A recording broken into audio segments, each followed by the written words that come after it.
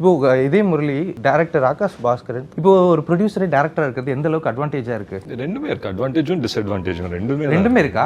என்னென்ன டிஸ்அட்வான்டேஜஸ் இருக்கு?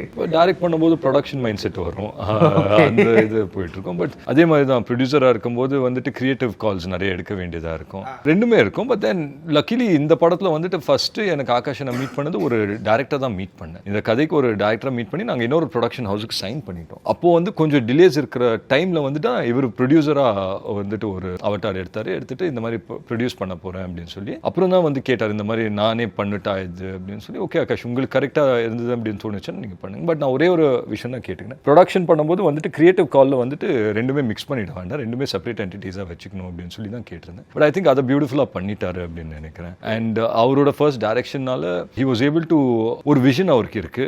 அண்ட் இதுக்கு முன்னாடி நான் சொல்லிட்டு இருந்தேன், அவர் வந்துட்டு நிறைய நல்ல விஷயம் வந்துட்டு கியூரேட் பண்ணுவார். அவருக்கு ஒரு டேஸ்ட் உள்ள மனுஷன் உண்மையிலேயே சொல்லுவேன். அந்த விதத்துல பாத்தீங்கன்னா ஒரு நல்ல காஸ்ட் அசெம்பிள் பண்ண முடிஞ்சது, நல்ல மியூசிக் அவரால் எடுக்க முடிஞ்சது. அண்ட் அதை தாண்டி வந்துட்டு இப்போ ஒரு படம் பார்க்கும்போது அவருக்கு தெரியுது இது ஒர்க் ஆகும் இது ஒர்க் ஆகாது அப்படின்னு சொல்லி தெரியுது அவருக்கு. ஸோ அந்த விதத்தில் I think to a certain degree we've done right. Okay.